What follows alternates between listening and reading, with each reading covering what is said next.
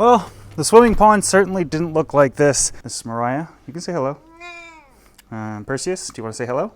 Luke, do you want to swim with fish? Look, I stole plants from her the other day, and they're all back. Check out Tyrese's tank.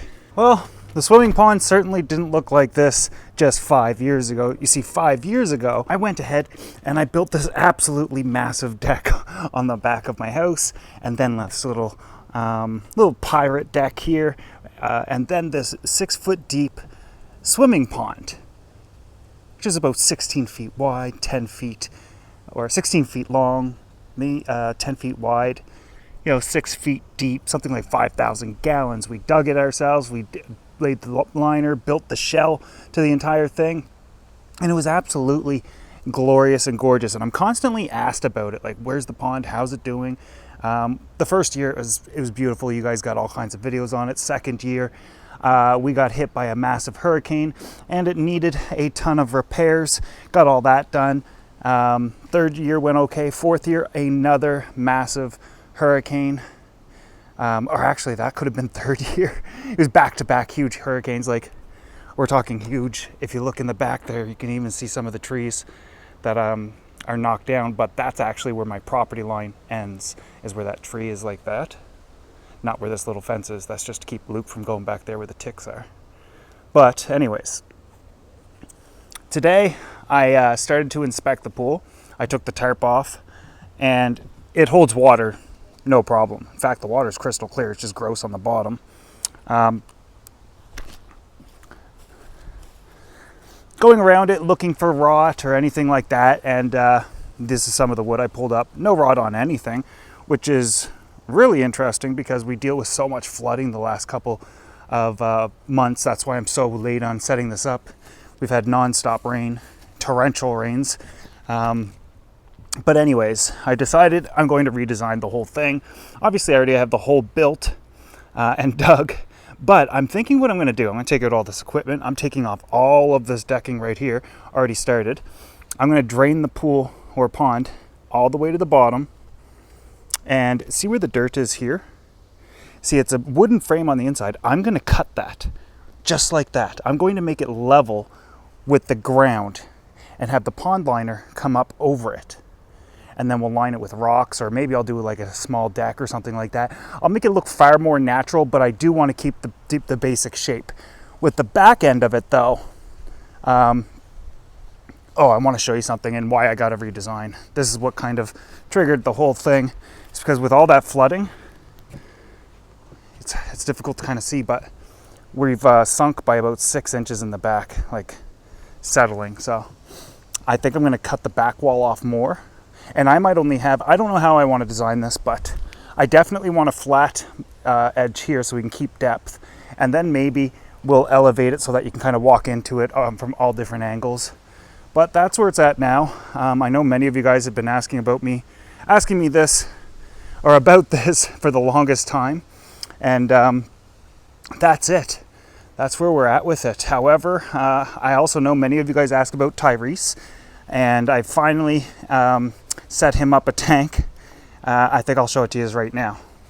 So go in, we got Mariah and Perseus. This is Mariah. You can say hello.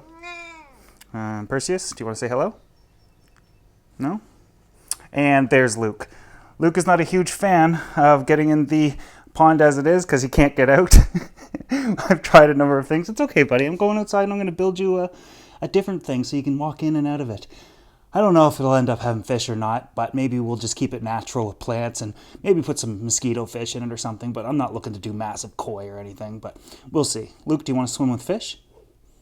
Anyways, when it comes to Tyrese, he's back here in my dungeon, but look, I stole plants from her the other day, and they're all back.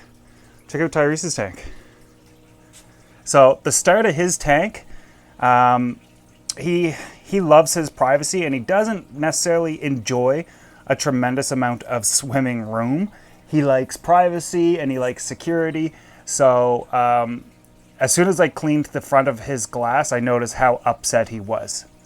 From there, we siphoned out all the detritus, took out all of his plants that he's been working hard on. This is just Anubias nana. And then, of course, added in the tops of the tree branches from my 700 that were on top. I got tired of moving them and don't look that great up there anyway. Topped them in, I put them in here, put all of his Anubias on it, and yeah, moved the light to the front so it looks like it's got a black background, but I guess the wall is black. It does definitely look like he doesn't have a lot of room in here, and technically this is kind of a temporary setup. I wanted to try this layout. I think ultimately I'm probably going to remove a couple, maybe move this and just have this one and that one in there, kind of like here and here. Actually, let's do that now. Yeah, so when I set this up last night, he was kind of hiding and stuff, so I didn't really get to have a look at what he was doing, or he was just kind of laying around. I never got to see if he was enjoying the tank, swimming around or anything like that, so just kind of threw it all in. But this, I know what you're thinking, like that's way too much. I agree. Although he doesn't need a tremendous amount of swimming space, I will say that having this little is absolutely kind of pathetic. So we're going to triple his arm stretching space out just a little bit, which will cloud the tank slightly. But he's so kind. He likes me. Well, he likes me enough that he doesn't bite me. But yeah, I think this is going to look a little bit better for you, buddy. Sorry about that. Friggin' Dad went ahead and trapped him in there with the Anubias is super cool though, eh? Okay. And now we'll do something like that. Yeah, so he can hide behind it now, and we still kind of get that look. Like I said, when I first did this last night, I didn't really get a chance to see him interact with the environment, but luckily it was an easy fix. I think the tank looks actually really good like this. He's a little stressed out. I should have fed him coming down here. Instead, I moved his tank around again. But he's happy. That's just pool filtration sand. And the top's this Anubias Nana. It's growing really well in here with next to no light. Just a simple Temu light, but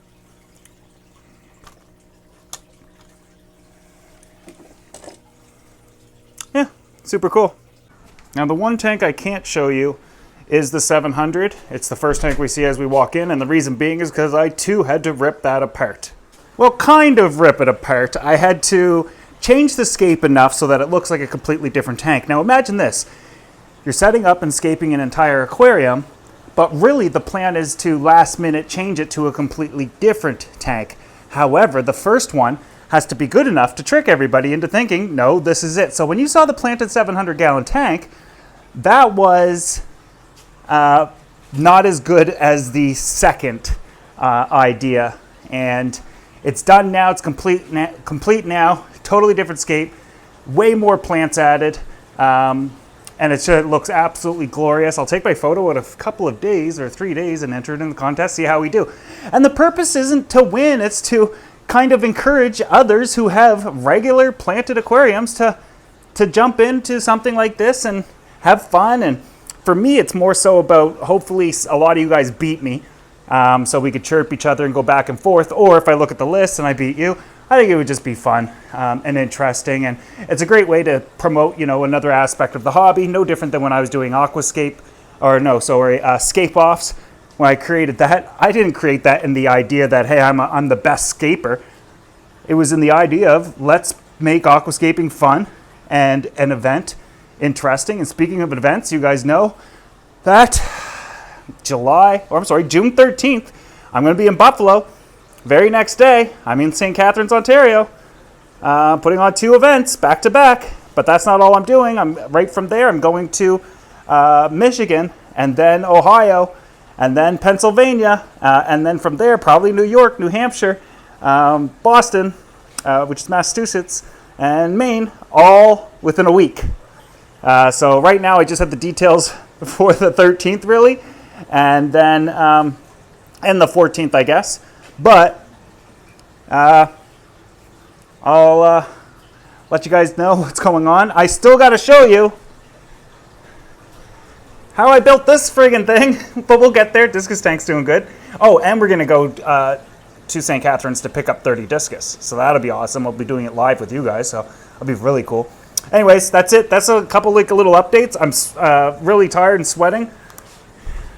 In fact, I don't even have a t-shirt on.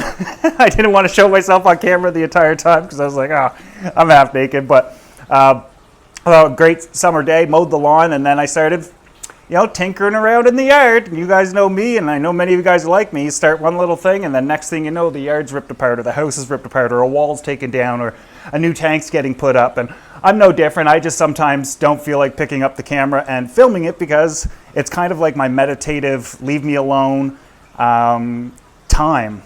Not for everybody leave me alone, but like just like even at home. Like, nope, daddy's working, leave him alone. I love it. Anyways, hope you enjoyed the video. See you guys June 13th, 14th, 15th, 16th, 17th. I'll give details when all that stuff comes out. I almost walked right past this. Oh my Lord. That is by far the best tank we've ever done. And you have no idea what the escapes looks like, but I'm going to be able to show it here very, very shortly. I think like on June 1st maybe, or halfway through June, something. I'll get the details, but anyways, that's it. Hope you enjoyed the video. See you in the next one.